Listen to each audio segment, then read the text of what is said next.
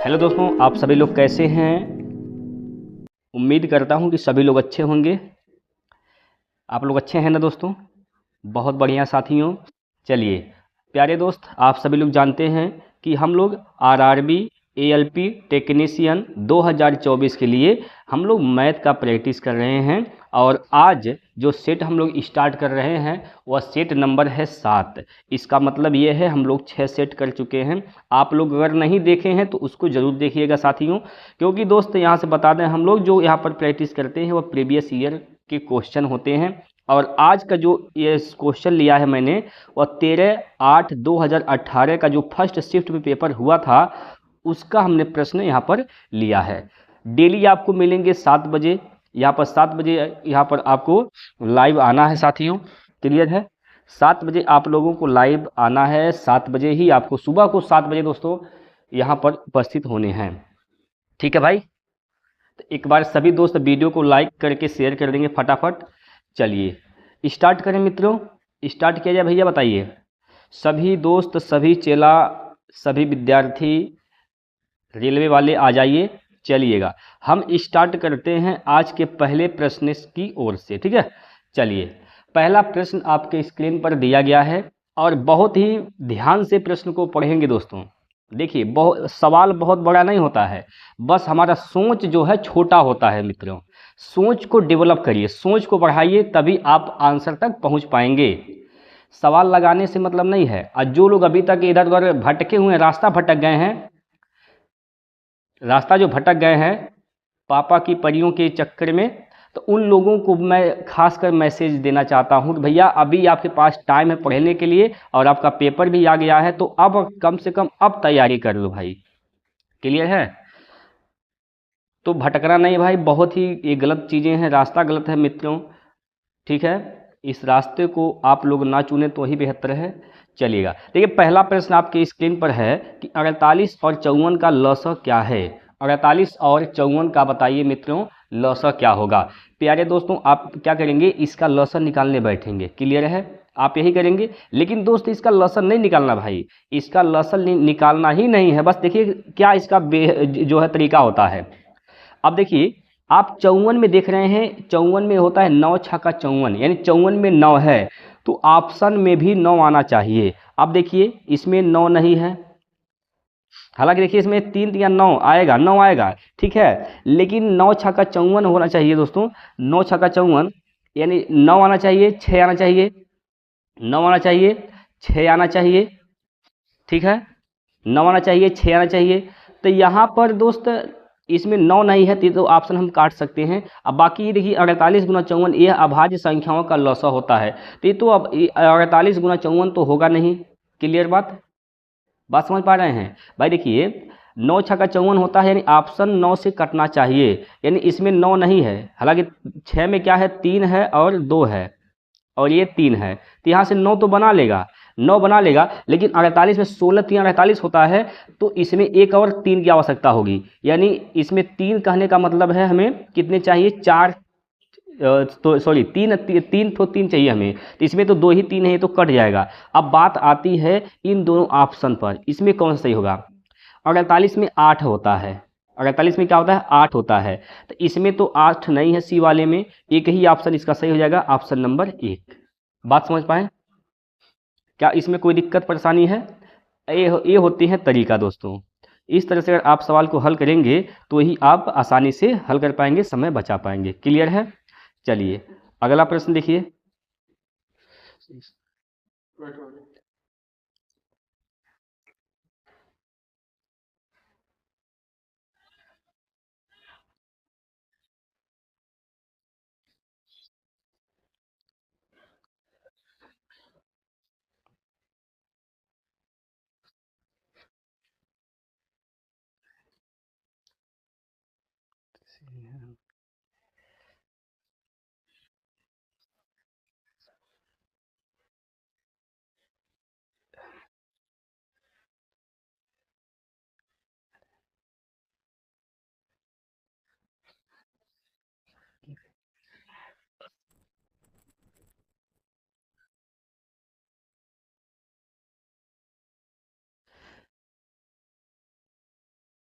चलिए दोस्तों, अगला प्रश्न आपके सामने लेते हैं, प्रश्न नंबर 2।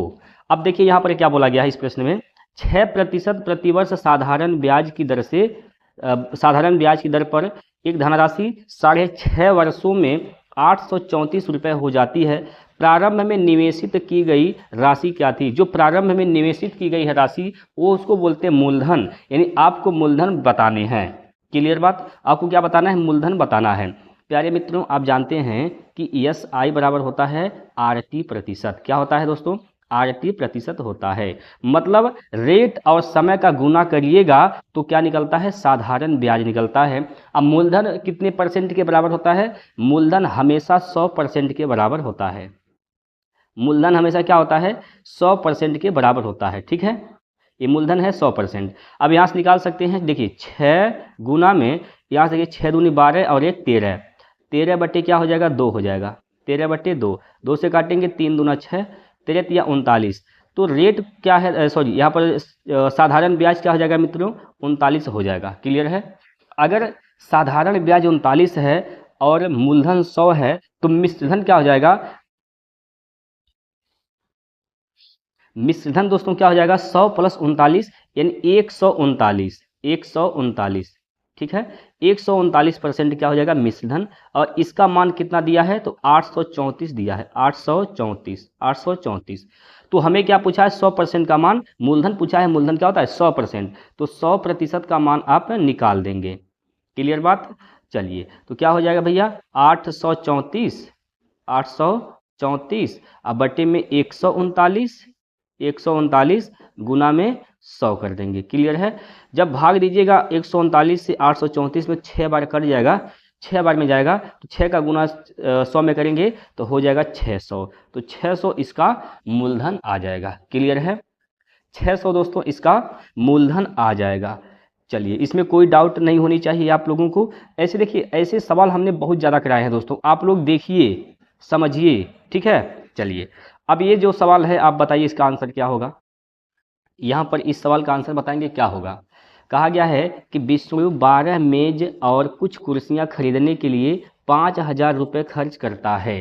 एक मेज का मूल्य 50 रुपये और एक कुर्सी का मूल्य 40 रुपये है।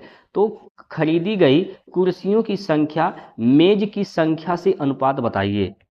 कुर्सियों की संख्या मेज की संख्या से क्या बताना है? यहाँ पर अनुपात बताना है। ठीक है, चलिए अब यहाँ पर एक बात समझने वाली यह है कि 12 मेज खरीदा है। एक मेज का दाम क्या है? तो एक मेज का दाम 50 रुपया है। तो 12 मेज का दाम क्या हो जाएगा? 12 गुना 50 हो जाएगा, 12 गुना 50 हो जाएगा। क्लियर है? 12 गुना 50 यानी 12 पंजे 60, 600। तो मेज का तो दाम 600 हो गया, तो कुर्सी का दाम क्या हो जाएगा? चेयर का, चेयर का दाम क्या हो जाएगा? सुनिए, चेयर का दाम पता है, चेयर का दाम हमें पता है। एक चेयर का दाम कितना है? 40 रुपये है। भाई 600 रुपया तो उसने मेज को खरीदने में ख़त्म कर दिया था, टोटल खर्चा किया है 5000। इसका मतलब हुआ कि 4400 रुपये वो खर्चा किया किसको खरीदने में? किसको खरीदने में? कुर्सी को खरीदने में। एक कुर्सी का दाम कितना है? 40 रुपये है। तो इससे यहाँ से पता चल जाएगा कि कितने कुर्सियाँ उन्होंने खरीदी हैं। देखिए कितनी खरीदी हैं, भाग देंगे तो 11 बार में कैंसिल होगा, यानी 110 कुर्सियाँ उसने खरीदी है। ठीक है बात है? कोई दिक्कत परेशानी? कोई दिक्कत नहीं है। पूछा कुर्सियों की संख्या का मेजों की संख्या से अनुपात। कुर्सी की संख्या पहले, कुर्सी की संख्या कितना भैया? कुर्सी कितना है? चेयर कितने हैं? 110 हैं, 110 हैं। अब मेज कितने हैं? तो मेज भैया 12 हैं। मेज कितने हैं? 12 हैं। इसको 2 से काटेंगे, 2 छक्का 12, 2 से काटेंगे 55 बार में कैंसिल। तो 55 संबंधी क्या हो जाएगा यहाँ से? 55 संबंधी 6 इसका सही जवाब हो जाएगा। 55 संबंधी 6। ठीक है भाई, 55 संबंधी 6 इसका सही जवाब हो जाएगा। क्लियर है? अगला प्रश्न देखिए, अगला जो प्रश्न आपके सामने है ये पाइप और टंकी वाले प्रश्न हैं, जो कि बहुत बेहतरीन से प्रश्न बनते हैं। और इसमें पाइप और टंकी में दोस्तों ये उस लेवल का प्रश्न है जो आप पढ़ते हैं बंदर वाला, कि एक बंदर 1 मिनट में 3 मीटर चढ़ता है एक पोल पर, जो कि उस पर ग्रीस लगा होता है। 1 मिनट में 3 मीटर चढ़ता है और अगले 1 मिनट में 1 मीटर नीचे फिसल जाता है।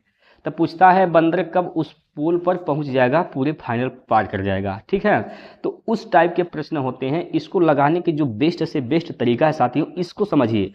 आप टाइम का ध्यान मत दीजिए, एक बार समझिए फिर प्रैक्टिस करिए, समय ऑटोमेटिक कम लगने लगेगा। ठीक है, देखिए मेन मकसद हमारा क्या है, समय को बचाना है। आपको 30 से 40 सेकंड में सवाल को हल करने हैं। ठीक है, चलिएगा। यहाँ पर बोला गया है एक पाइप ए किसी भरे हुए टैंक को 28 घंटे में खाली कर सकता है। एक पाइप ए है, यह खाली करने वाला है, तो इसके साथ हम माइनस लगा देते हैं। यह 28 घंटा में क्या करता है दोस्त, खाली कर सकता है। ठीक है, जबकि पाइप बी उसी खाली टैंक को 35 घंटे में भर सकता है। एक पाइप और है बी, ये भरने वाला है, तो भरने वाले के लिए प्लस लगा देते हैं। ये कितने समय में भर सकता है, तो 35 घंटे में यहाँ पर इसको भर सकता है। क्लियर है, तो टंकी की क्षमता क्या हो जाएगी, दोनों का लघुत्तम जो आएगा वही टंकी की क्षमता हो जाएगी।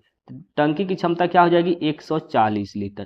क्लियर, 28 से भाग देंगे तो कितनी बार में जाएगा, 5 बार में जाएगा। ठीक है, तो ए की क्षमता क्या है 5, इससे भाग देंगे 35 से तो 4 बार में जाएगा, तो बी की क्षमता क्या है 4 है।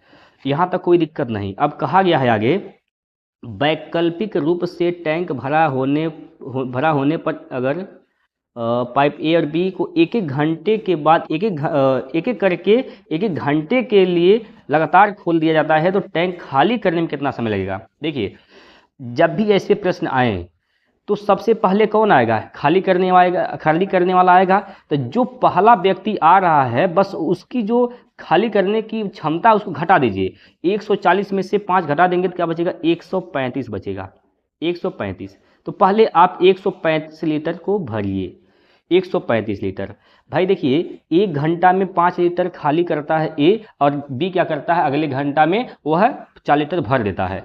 तो कितने घंटे हो गए, 2 घंटे। 2 घंटे तो हुए 2, लेकिन भरा कितना गया भैया, खाली कितना हुआ, 1 लीटर। 1 लीटर हमें खाली कितना करना है, 135 लीटर। तो इसको 135 बनाने के लिए क्या करेंगे, 135 से गुना कर देंगे। यहाँ पर 135 से गुना कर देंगे। ठीक है, तो 135 यहाँ पर हो जाएगा। क्लियर बात, 135 लीटर हो गया। अब वही काम यहाँ भी कर देंगे, 135 से यहाँ भी गुना कर देंगे, 135 से यहाँ भी गुना करेंगे तो क्या होगा, तो 135 गुना क्या हो जाएगा, 270। 270 घंटा लग गए 135 लीटर को पानी खाली करने में। अब आगे कौन आएगा, ए आएगा, और 5 लीटर बचा हुआ है, तो 5 लीटर खाली कर देगा कौन, ए। 140 लीटर हो जाएगा, कितना घंटा लेगा, 1 घंटा।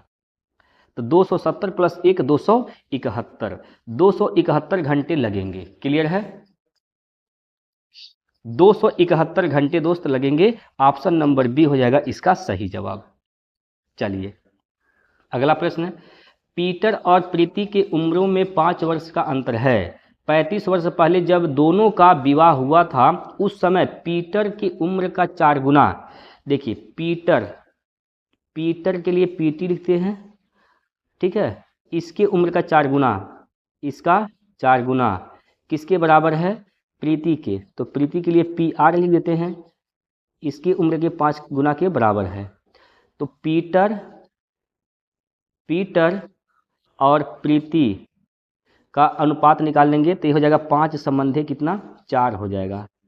देखिए इनके उम्र में अंतर कितने का, 1 का, लेकिन कितना दिया है अंतर, 5 का। 1 का मान 5 है, तो पीटर का उम्र क्या है, 5 × 5 = 25 वर्ष।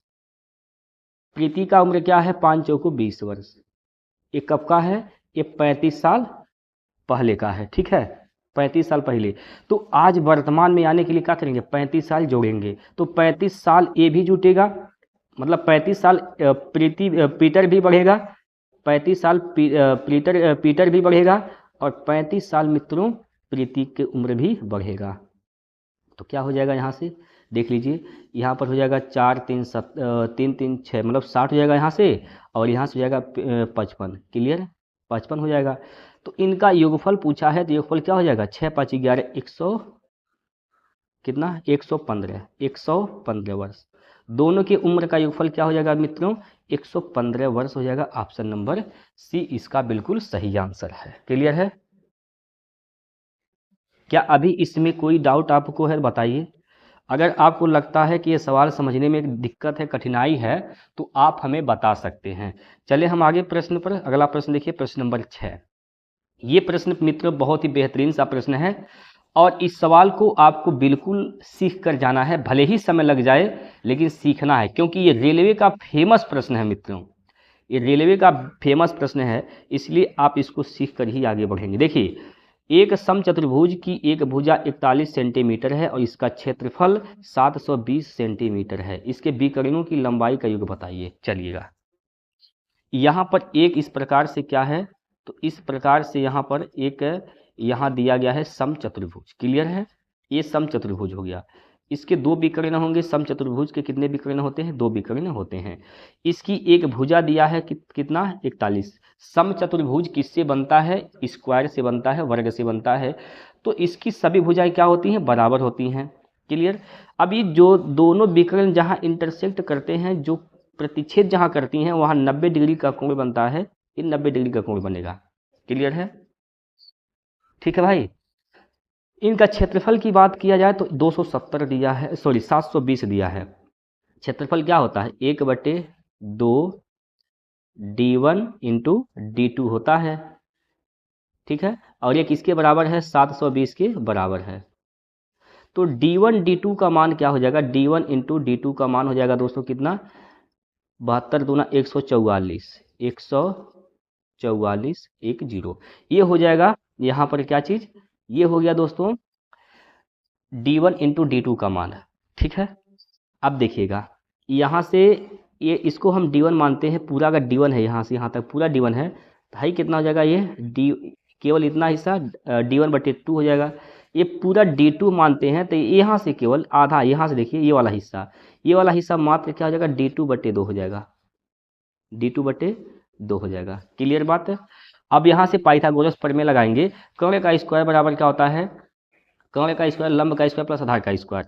तो कर्ण का स्क्वायर यानी d, यहाँ से कह देंगे हम d1 का स्क्वायर, d1 का स्क्वायर प्लस d2 का स्क्वायर, d2 का स्क्वायर बराबर क्या हो जाएगा? 41 के स्क्वायर के बराबर। तो 41 का स्क्वायर कर दीजिए, कितना होगा? 1 4 कम 4 दूनी 4 दूनी 8, 4 चौको 1681 हो जाएगा। 1600 दोस्त 81 यहाँ से आ जाएगा। क्लियर है, 1681 हो गया यहाँ पर, ठीक है भाई। 1681 यहाँ से हो गया। इसमें कोई दिक्कत है आपको? बताइए, कोई दिक्कत नहीं ना है इसमें?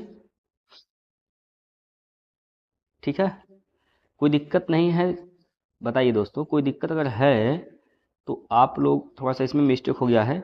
अच्छा सॉरी सॉरी दोस्तों, यहाँ पर बटे में 4 भी होगा। बटे में क्या होगा? बटे में 4 हमने छोड़ दिया, क्योंकि देखिए आप d1 का स्क्वायर नहीं कर रहे हैं, d1/2 का स्क्वायर कर रहे हैं। तो d1/2 का स्क्वायर करेंगे, d1 का स्क्वायर बटे 4, ये d2/2 का स्क्वायर करेंगे, d2 का स्क्वायर बटे 4 हो जाएगा। क्लियर है। अभी 4 का गुना इधर कर देंगे हम, तो 4 का गुना करेंगे तो ये हो जाएगा 4 एकम 4, 4 8 32 के 2 हासिल का 3, 4 चौको 16 और 16 3 19 और 4 एकम 4, 4 एकम 4 और 1 5 हो जाएगा। ठीक है, ये हो जाएगा। ठीक है भाई, कोई दिक्कत यहाँ तक? ये किसका मान निकल के आ गया? ये बताएंगे भैया d1 का स्क्वायर प्लस d2 का स्क्वायर का मान यहाँ से निकल कर आ गया। ठीक है, बोलिए भाई, क्या इसमें दिक्कत है आपको? चलिए, अगर इतनी बात आप समझ गए हैं तो इसको थोड़ा सा हम करते हैं छोटा और इसको हम आगे बढ़ाते हैं यहाँ पर। चलिए देखिएगा, बहुत ध्यान से समझिएगा दोस्तों। हमें क्या पूछा है? विकर्णों का योगफल पूछा है। तो d1 प्लस d2 का इस होल स्क्वायर का मान निकालना है। तो रख दीजिए यहाँ पर a प्लस बी का होल स्क्वायर का नियम लगा दीजिए। क्या हो जाएगा? d1 का स्क्वायर प्लस d2 का square plus 2 into d1 d2। ठीक है, इसका मान पता है आपको दोस्त? इसका मान पता है कितना है? इसका मान आपको कितना पता है? देखिएगा, यहाँ पर दिया है 59 24, 59 24 और प्लस इसका मान d1 d2 का मान पता है 1440। 2 का गुना कर दीजिए, कितना हो जाएगा? 2 का गुना कर दीजिए तो यहाँ से हो जाएगा 0, 4 दूनी 8, 4 दूनी 8, 2, इतना हो जाएगा। ठीक है, तो इसको आप जोड़िएगा तो क्या होगा, 4 4 8 2 10 जीरो हासिल का 1, और 8 9 8 17 1 18 के 8 हासिल का 1, और यहाँ से हो जाएगा दोस्तों 5 2 7 1 8, इतना होगा। बोलिए, यहाँ पर दोस्तों हल्का सा गलती हो गया है, थोड़ा सा मिस्टेक हो गया है। इस वाले पॉइंट पर देखेंगे, यहाँ पर हल्का सा गलती हो गया। यहाँ पर देखिए इस वाले में, यहाँ जब हम 4 से इसमें गुना करेंगे तो यह 5924 नहीं आएगा। ठीक है भाई, थोड़ा सा गलती हो गया है, इसको ध्यान से समझ लीजिए। 4 से गुना करिए, 4 एकम 4, 4 अठे 32 के 2 हासिल का 3, और 4 छक 24, 24 3 27 के 7 हासिल का 2, 4 एकम 4 2 6, ये होगा दोस्तों 6724 होगा। ठीक है, 6724 आएगा, ना कि आएगा 5924। ठीक है, यहाँ पर 6724 होगा। ठीक है भाई, सुधार कर लेंगे इसको, 6724 होगा। ठीक है, अभी इसको जोड़िए आप, इसको अब जोड़िए दोस्तों, क्या होगा, इसको जोड़िए तो यहाँ से हो जाएगा 4 4 हो जाएगा, 8 2 10 की 0 हासिल का 1 हो जाएगा, और 8 7 15 1 16 के 6 हासिल का 1, और 6 2 8 1 9 9604 हो जाएगा। ये किसका मान है, ये मान है दोस्तों D1 प्लस D2 के होल स्क्वायर का। तो अगर स्क्वायर का मान है तो इसको स्क्वायर हटेगा यहाँ से, तो ये संख्या अंडर रूट में हो जाएगी। ठीक है, यह संख्या क्या हो जाएगी, अंडर रूट में हो जाएगी। ठीक है भाई, अगर यह अंडर रूट में हो गई तो इसका वर्गमूल निकालेंगे हम, तो हम कहेंगे D1 प्लस D2 का मान क्या आएगा, तो इसका वर्गमूल जो आएगा वही इसका सही आंसर है। ठीक है, तो इसका वर्गमूल कितना आ जाएगा दोस्तों, इसका वर्गमूल हो जाएगा भैया 98। ठीक है, 98 इसका वर्गमूल आ जाएगा, तो 98 इसका सही जवाब है ऑप्शन नंबर सी। ठीक है, 98 दोस्तों इसका सही जवाब है। एक बार इसको जरा आप लोग ध्यान से समझ लेंगे, देख लेंगे। ठीक है, चलिए अगला प्रश्न देखते हैं हम, प्रश्न नंबर 7। प्रश्न नंबर 7, अब देखिए दोस्तों, इसको ये जो फॉर्मेट जिस फॉर्मेट में किया गया है उसी फॉर्मेट में इसको भी बताना है। अगर आप 493 को 29 से भाग देते हैं 17 बचता है। अगर आप 493 को इससे भाग देंगे तो शेषफल क्या बचेगा, शेषफल तो 29 बचेगा। बात समझिएगा, सॉरी 29 बार जाएगा, लेकिन 29 नहीं होगा। सही चीज़ समझिए, आपको क्या करना है, 4.93 में भाग करना है, किससे, 0.0017 से। तो पहले नंबर आप क्या करिए, दशमलव का हटाइए, तो ऊपर 2 स्थान दशमलव, नीचे 4 स्थान पर, तो इसको आप क्या करिए, 2 जीरो लगा के स्थान बराबर कर दीजिए। अब दशमलव दशमलव से खत्म हो जाएगा। अब 29 से भाग दीजिएगा इसमें, सॉरी 17 से भाग दीजिएगा इसमें 493 में, तो 29 तो बचेगा ही बचेगा, लेकिन 2 जीरो और आ जाएगा, तो 2900 इसका सही आंसर हो जाएगा। ठीक है, 2900। ठीक है भाई, चलिएगा अगला प्रश्न देखेंगे, 8वां प्रश्न। लाल हरे और गुलाबी टोकन वाले बैग में लाल रंग के टोकनों का हरे रंग के टोकनों का अनुपात इतना है। भाई लाल है और हरा है, इसका अनुपात क्या दिया है, 5 संबंधी क्या दिया भैया, 12 दिया है, 5 संबंधी 12 दिया। जबकि गुलाबी टोकनों का लाल टोकनों के साथ अनुपात, गुलाबी टोकन यहाँ पर है, लाल यहाँ पर है, इसका अनुपात क्या दे रखा है, इसका अनुपात क्या दे रखा है दोस्तों, यहाँ पर इसका अनुपात दिया है गुलाबी टोकनों का लाल टोकनों के साथ। गुलाबी टोकन कितने हैं, 7 हैं, तो लाल कितने हैं यहाँ पर, 15 हैं। ठीक है, चलिए यहाँ पर क्या आ जाएगा, 15 आ जाएगा, और यहाँ पर 5 आ जाएगा। क्या पूछा है, हरे टोकन का गुलाबी टोकनों के साथ। हरा और गुलाबी का पूछा है, लाल से मतलब नहीं है। तो 5 एक कम 5, 5 तिया 15, ये हो जाएगा 7 संबंधी 12, 5 तिया 15, 12 तिया 36, ये 3 है। तो 7 संबंधी 36 क्या हो जाएगा, इसका सही आंसर हो जाएगा ऑप्शन नंबर बी। ठीक है भाई, कोई डाउट नहीं न है। अगर कोई भी डाउट होती है तो आप हमें बताइए दोस्तों, क्योंकि जब तक आपकी डाउट क्लियर नहीं होगा तब तक आपके मन में ये चलता रहेगा कि भाई पता नहीं कैसे लगता है, क्या होता है, ऐसे वैसे। ठीक है, तो आपको हर चीज़ समझना है, तरीके से समझना है। अब इसका वर्गमूल बताइए क्या होगा। अगर ये क्या बताया है यहाँ पर, 5329 का वर्गमूल बताइए क्या होगा, 5329 का वर्गमूल। दोस्त अगर प्रश्न इसको प्रश्न मानते हैं और इसका जो वर्गमूल है वह क्या है, उत्तर है। अगर प्रश्न का इकाई का अंक अगर 9 है तो उत्तर का इकाई अंक या तो 3 आएगा या 7 आएगा। तो ये 4 तो नहीं हो सकते हैं, 6 नहीं हो सकते हैं, या तो 97 सही है या फिर 73 सही है। अब 2 का जोड़ा लगाते हैं यहाँ पर। 53 देखेंगे किसके वर्ग के आसपास है, तो 53 किसके है, 9 का अगर करेंगे तो 9 81, 7 का करेंगे तो 7 7 49, हमेशा छोटा ही लेना है, इससे जो भी यहाँ पर आएगा उससे छोटा ही होना चाहिए। तो अगर 9 का वर्ग करते हैं, 9 लेते हैं हम, तो 9 81 ज़्यादा हो जाएगा 53 से, 7 लेंगे, ठीक है भाई, 7 लेंगे, यहाँ पर 7, यहाँ पर 7 लेंगे। अब इन दोनों में से कौन सा आंसर सही है, हालांकि देखिए इसमें सीधे मिल गया कि ऑप्शन नंबर डी सही है 73। अगर 77 भी होता तब कैसे पता करते, तो क्या करते हैं आप, 7 लिए हैं आप, 7 की जस्ट अगली संख्या क्या होती है, 8 होती है, तो 8 7 56, 8 7 56। चेक करते हैं भैया कि जो 53 है 56 से ज़्यादा है कि कम। अगर 53 ज़्यादा होता तो बड़ा वाला उत्तर यानी 77 होता, अगर छोटा है तो छोटा वाला उत्तर यानी 73 होगा। क्लियर है, तो इसका आंसर क्या है, 73 है, इसमें कोई डाउट नहीं होनी चाहिए दोस्तों आपको। चलिए अगला प्रश्न देखिए। अगला प्रश्न, निम्नलिखित विकल्पों में से कौन सा सबसे छोटा वर्ग है जो 8 15 20 से पूर्णतः विभाजित है। सबसे छोटा वर्ग बताना है, ये 3600 सबसे छोटा वर्ग आपको दिख रहा है। तो चेक करेंगे 8 15 20 से कटेगा कि नहीं कटेगा, चेक करेंगे 8 15 20 से कटेगा कि नहीं कटेगा। अगर कट गया तो आंसर वही सही है। 8 से काटेंगे, 8 से काटिए, तो 8 से काटेंगे दोस्त, क्या हो जाएगा यहाँ पर, 8 चौक 32, 8 पैसा 8 से कटेगा। 15 से कटेगा, क्या इसमें 3 है 5 है, बिल्कुल कटेगा। 20 से कटेगा, 5 भी है 4 भी है, 20 से भी कटेगा। तो इसका आंसर क्या हो जाएगा, ए ऑप्शन सही हो जाएगा। ए ऑप्शन इसका बिल्कुल सही आंसर है। देखिए आप इसको मेथड मत लगाइए, ऑप्शन से हल करने का प्रयास करिए, बस भाग देकर चेक करना है कौन सा कट रहा है कौन नहीं कट रहा है। क्लियर है, सबसे छोटा पूछा, सबसे छोटा को ही टारगेट करेंगे। ठीक है भाई, चलिए अगला प्रश्न देखिए। 10 सही 2/3 को किस संख्या से विभाजित किया जाना चाहिए ताकि 20 प्राप्त हो। 10 सही 2/3 को क्या लिख सकते हैं, इसको लिख सकते हैं 10 या 30 2 32, 32/3 लिख सकते हैं। अगर इसको x से भाग दीजिएगा तो क्या प्राप्त होगा, 20 प्राप्त हो जाएगा। x के बटे कर देंगे तो इसको आप लिख सकते हैं 32/3 गुना 1/x बराबर में 20 लिख सकते हैं।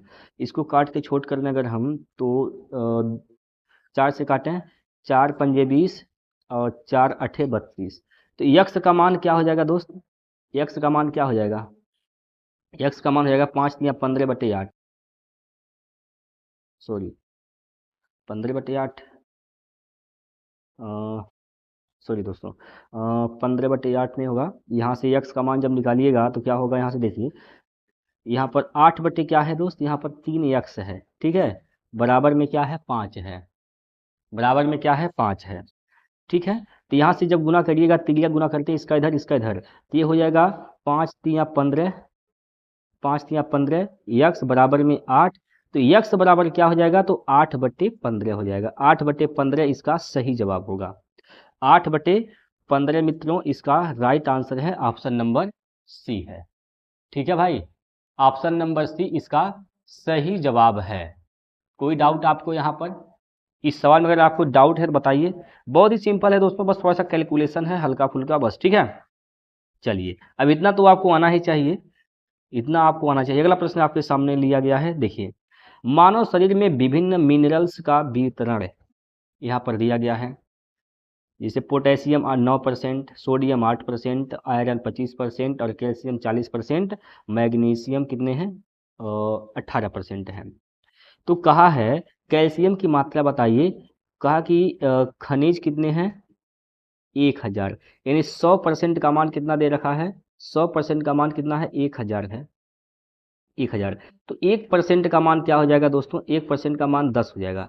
1% का मान 10 है, तो कैल्शियम का पूछा, कैल्शियम कितने 40 है, तो 40% का मान निकालने के लिए 40 से गुना कर देंगे 10 में, तो क्या हो जाएगा 400, 400 इसका राइट आंसर हो जाएगा। क्लियर है, 400 दोस्तों इसका सही जवाब हो जाएगा। इसमें कोई डाउट बताइए, इसमें आपको कोई दिक्कत परेशानी यहाँ पर है, बताइए दोस्तों, कोई दिक्कत आपको यहाँ पर, कोई दिक्कत नहीं होगा। चलिए अगला प्रश्न लेते हैं, 13वां प्रश्न। इसमें क्या कहा गया, समिता को 6 दिनों के लिए एक बिक्री कार्यक्रम में कुछ धनराशि दी गई थी, परंतु उसी कार्यक्रम को 4 दिन बढ़ा देने के कारण उसका प्रतिदिन का औसत यात्रा भत्ता 56 रुपये घट गया। शुरुआत में उसे कितनी राशि दी गई थी? शुरुआत में उसको कितनी राशि दी गई थी, यहाँ पर आपसे पूछा गया है। शुरुआत में मित्रों कितनी राशि दी गई थी, यहाँ पर आपसे पूछा गया है। बताइए कितनी राशि दी गई थी शुरुआत में। सुनिए, हम मानते हैं शुरुआत में उसको 100 रुपये दिया गया था। शुरुआत में कितना रुपये दिया गया था? 100। तो 6 दिन के लिए कितना रुपया हो जाता? टोटल 6x होता। लेकिन हुआ क्या, 4 दिन यात्रा को बढ़ा दिया गया, और जब यात्रा को बढ़ाया गया तो 56 रुपये क्या हुए? घट गए। 56 रुपये क्या हुए दोस्तों? 56 रुपये घट गए। भाई यक्स था, 100 रुपये मिले, 100 रुपये उसका दैनिक भत्ता था रोज का, तो 56 रुपये क्या होते हैं उसमें से घट जाते हैं। ऐसा क्यों होता है? क्योंकि उसने 4 दिन बढ़ा दिया। कितना दिन कर दिया? 10 दिन। अब ये जो भत्ता था और ये भत्ता अब दोनों क्या है? आपस में बराबर हो जाएंगे। ठीक है, इसको काट सकते हैं, 2 से काट सकते हैं, काट दीजिए। 2 से काटिए या न काटिए, चलिए मत काटिए।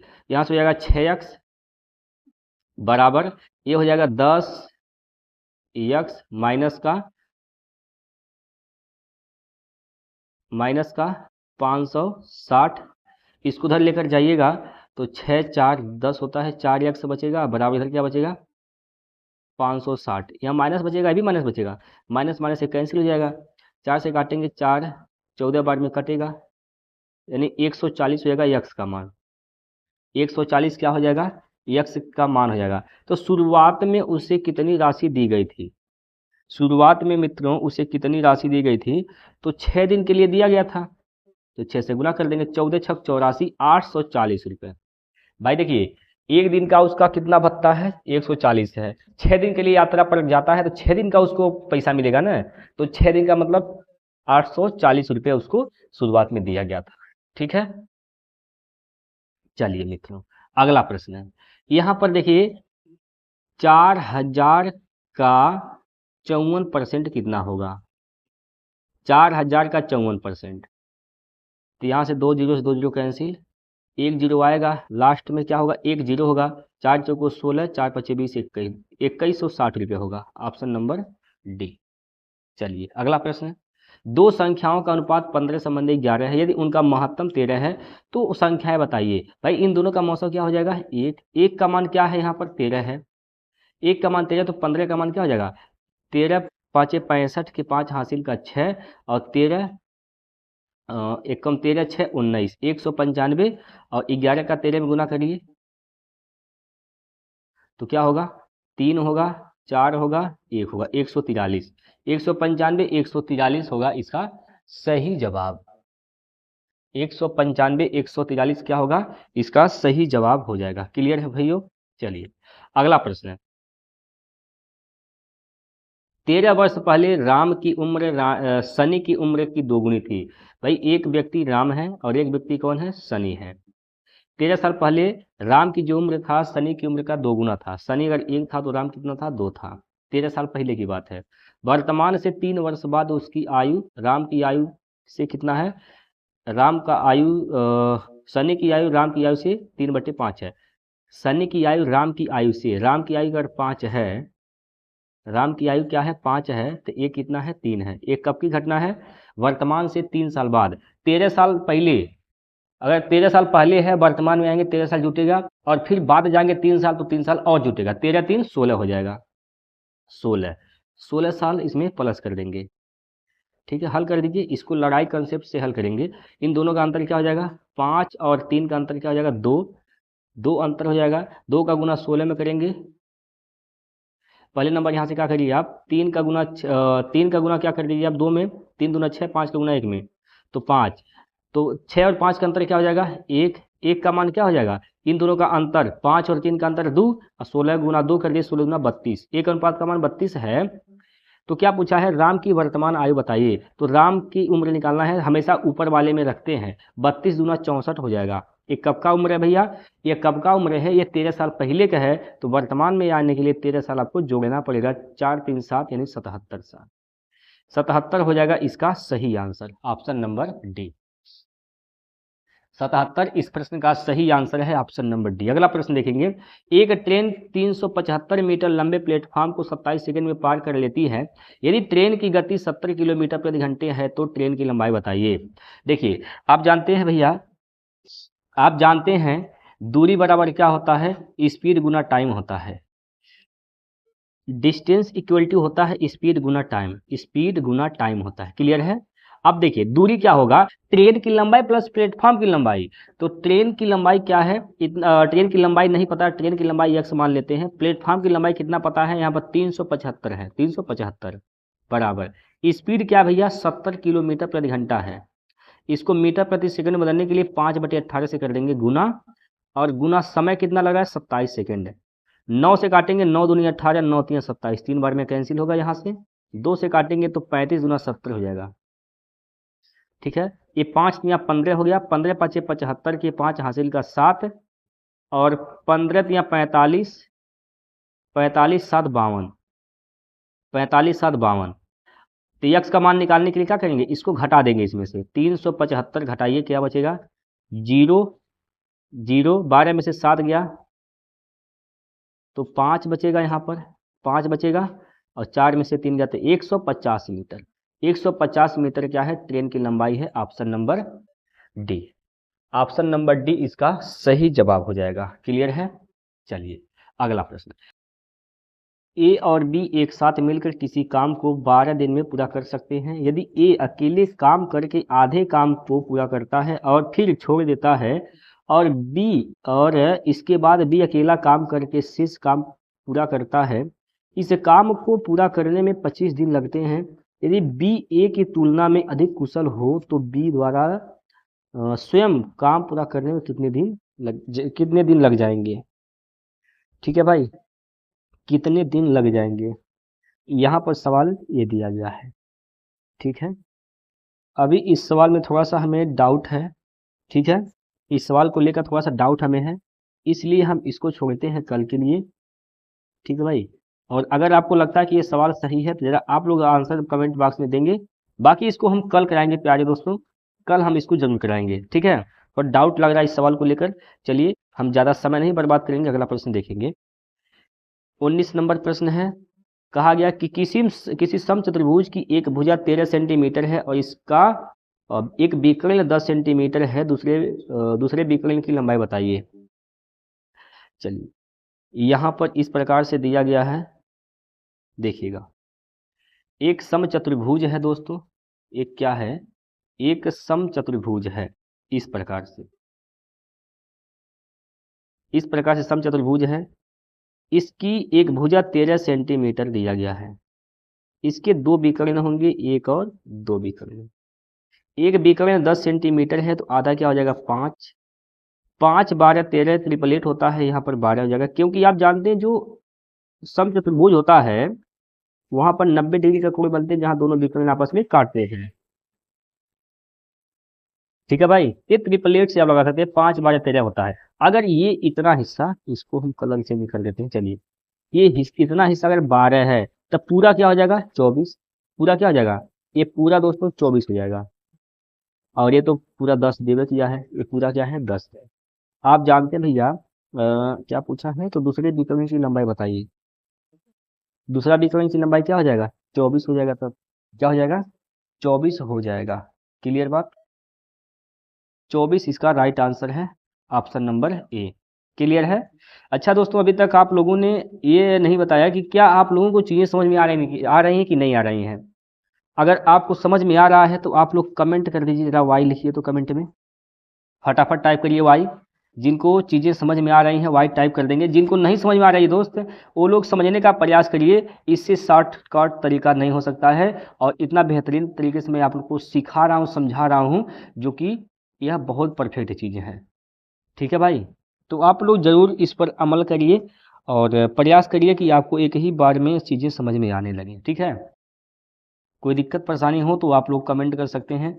ठीक है भैया, चलिए अगला प्रश्न देखेंगे हम। 20वां जो प्रश्न दिया गया है, रथिन की वर्तमान उम्र 16 वर्ष है जबकि उसके चचेरे भाई की वर्तमान उम्र 7 वर्ष है। कितने वर्ष बाद रथिन की उम्र उसके चचेरे भाई की उम्र से 1.5 गुना हो जाएगा? देखिए, हम कोई ऑप्शन ले लेते हैं, इसमें से कोई ऑप्शन ले लेंगे।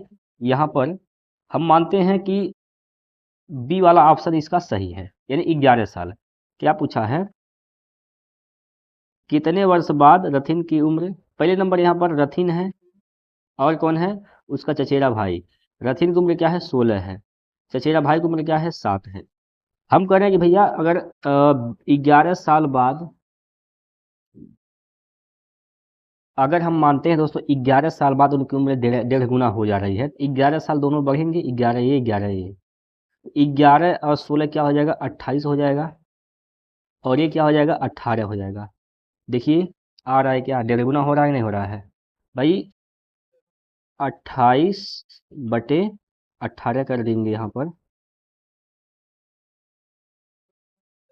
सॉरी सॉरी दोस्तों, यहाँ 27 होगा, ये 27 होगा, ठीक है, 27 होगा, यहाँ पर मिस्टेक हो गया, ये 27 है, ठीक है, 27। तो चेक कर लीजिए आप, 1.5 गुना हो रहा है, नहीं हो रहा है? 27/18, 9 दूनी 18, 9 3 27, 3/2 हो रहा है, इसका मतलब 1.5 गुना हो रहा है। तो बी ही इसका क्या हो जाएगा? सही उत्तर हो जाएगा। इस प्रकार से आप लोग सवाल हल करने का प्रयास करें, ठीक है। ऐसे प्रैक्टिस करेंगे तब जाकर आपका समय बच पाएगा और आप ज़्यादा नंबर ला पाएंगे, ठीक है। चलिए अगला प्रश्न लेते हैं, प्रश्न नंबर 21। किसी कक्षा के सभी 10 लड़कों का एक परीक्षा में औसत प्राप्तांक 15 था, जबकि कक्षा के सभी 25 छात्रों का इसी परीक्षा में औसत प्राप्तांक इतना था, 16.2 था। कक्षा के सभी छात्रों का औसत बताइए। इसका जवाब प्यारे दोस्तों आप लोग कमेंट बॉक्स में देंगे, औसत वाले प्रश्न, और कल हम इसका सलूशन कराएंगे, ठीक है। इसका जवाब आप लोग कमेंट बॉक्स में देंगे और कल इसका सलूशन हम कराएंगे, ठीक है। चलिए अगला प्रश्न देखिए, ये वाला प्रश्न, प्रश्न नंबर 22। यहाँ पर चार्ट दिया गया है, पूछा है पार्टी ए ने कितने प्रतिशत सीट जीती हैं? कितना परसेंट जीता है पार्टी ए? पार्टी ए यहाँ पर है, ठीक है। किसमें किसमें? दक्षिण में। दक्षिण यहाँ पर है, दक्षिण यहाँ पर है, ठीक है भाई। तो पार्टी ए 40 सीट जीता है दक्षिण ए में, दक्षिण में, ठीक है। टोटल कितने सीट इसके हैं? तो टोटल सीट देख लीजिए, 40 + 37 + 35 + 27, तो टोटल कितने हो जाएंगे भैया? 7, यहाँ पर कितना हो जाएगा टोटल? 40 हो जाएगा। दक्षिण की बात कर रहे हैं, दक्षिण ये वाला स्लिप है, 40 और 6, 83 और 1, ये सभी जोड़ेंगे तो 130 हो जाएगा। कितना होगा? 130 और गुना 100, गुना 100। जब भाग देंगे तो यहाँ पर आ जाएगा कितना? 30.8, 30.8%, 30.8% दोस्तों। तो 30.8 ऑप्शन नंबर बी इसका सही आंसर है। क्लियर है? तो ये 22 प्रश्न थे दोस्तों, बहुत इंपॉर्टेंट, और जो कि प्रीवियस ईयर के हैं। चलिए दोस्तों, तो 22 प्रश्न आप लोगों ने किया है, आप लोगों का रिस्पांस क्या रहा? आपने कितने प्रश्न अपने मन से बना पाए हैं? कमेंट करके जरूर बताइएगा। आज जो प्रश्न हम दिए हैं आप लोगों को हल करने के लिए, उसका जवाब जरूर दीजिए दोस्तों, ठीक है। तो चलिए आज के लिए यहीं छोड़ते हैं, फिर मिलते हैं कल। तब तक के लिए जय हिंद, जय भारत।